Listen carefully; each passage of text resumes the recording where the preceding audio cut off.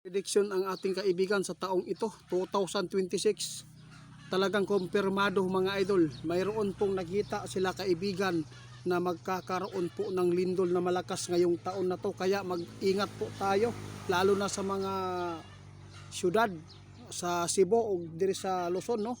Amping ta, labi na diri sa Cotabato, amping pod mo, kaibigan.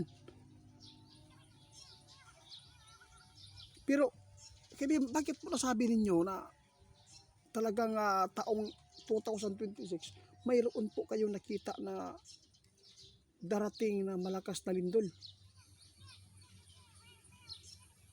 Oo nga guys, ito po kayo, natandaan ninyo ito. May prediction si kaibigan sa taong 2026 magkasagupa tayo ng malakas na lindol pa. Kaya sinabi ng ating kaibigan kung bakit, tinanong po natin bakit nakita po niya na may ganyan po na lindol ngayong taong 2026. Bakit nasabi po niya? Sabi po ng ating kaibigan, tingnan po ninyo.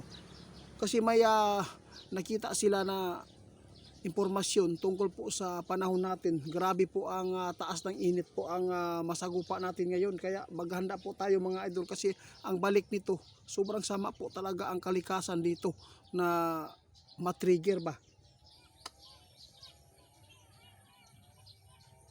Na ito ang sabi ng ating kaibigan. Kaya sa lahat po ng mga makapanood, hindi lang po ngayon, bukas, hindi po natin alam kung kailan darating ang naku po, lindol na malakas. Kaya kailangan po natin ngayon maging alisto, alerto tayo.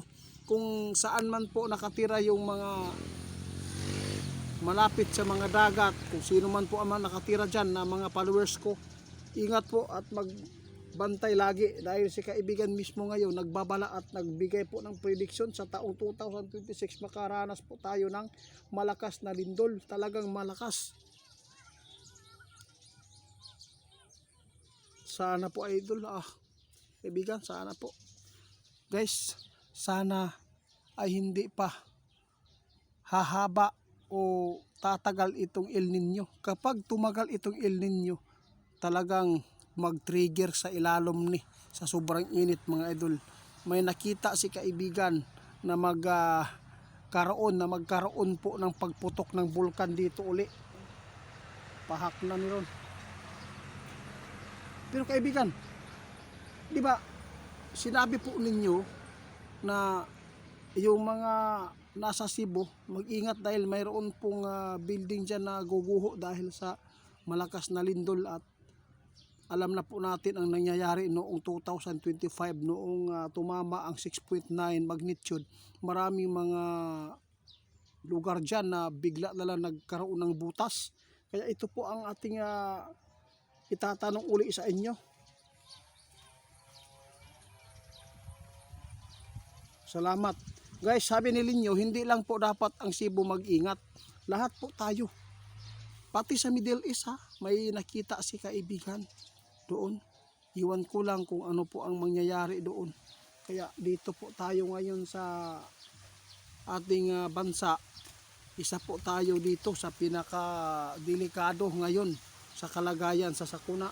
Lalo na sinabi ng ating kaibigan, nakita ng ating kaibigan, hinulaan na niya na mayroon pong malakas na lindol. Sana po may magbago pa ang panahon natin. Sana magkaroon pa ang panahon natin ng ulan dito sa Mindanao. Grabe po, ang haba-haba na ang init.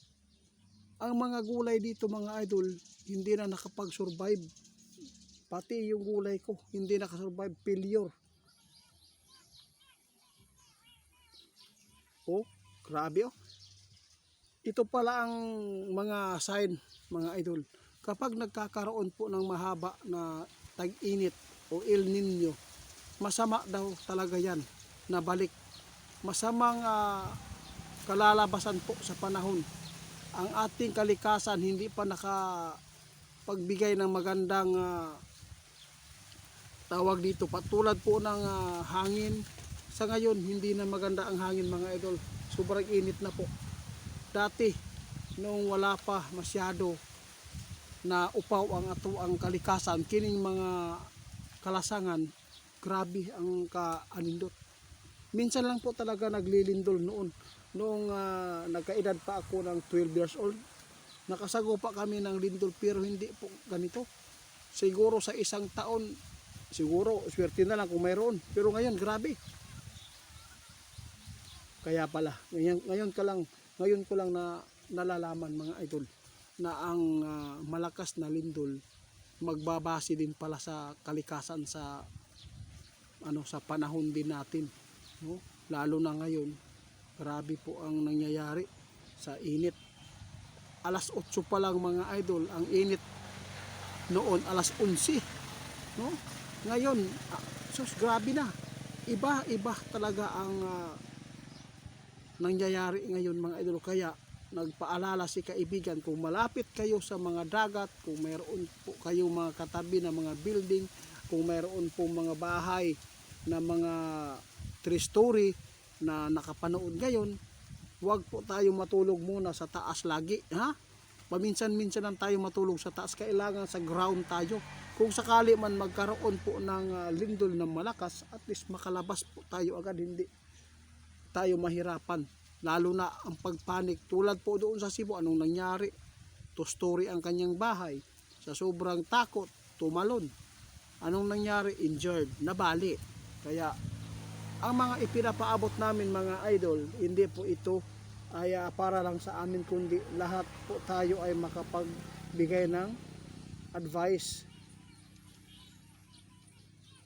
Sige kaibigan, salamat. Guys, yun lang po ang ibinabahagi ng ating kaibigan, na ang sign pala ng mga malalakas din po na lindol, isa po dito sa makapagbigay ang taas ng init, El Nino. Dahil po sa ilalim po ng kalupaan, nag-trigger na sa kainit. Muunang na ay mga bulkan na bubusikan. Paki-report di ko mga idol kay Ghost Hunter 88 Fans 2.0 sa Facebook o sa TikTok. Dagang salamat. Dili na ako. Kuha lang ng mga video. Di pangawat.